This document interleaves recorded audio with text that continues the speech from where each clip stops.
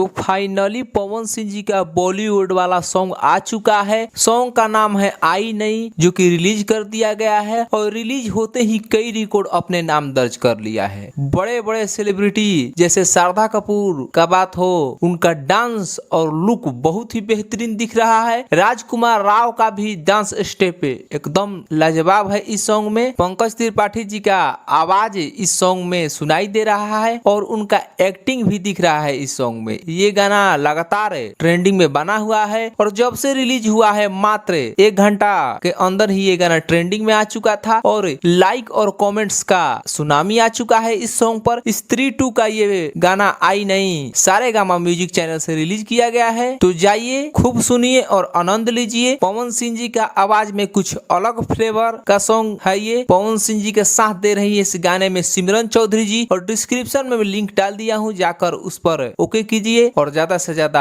उस सॉन्ग का आनंद लीजिए और रिकॉर्ड बनाइए। वैसे आपको बता दें कि ये सॉन्ग कई रिकॉर्ड क्रिएट करेगा, तो आप इस सॉन्ग को कितने बार सुन चुके हैं आप कमेंट कीजिए। मिलते हैं अगले वीडियो में, धन्यवाद।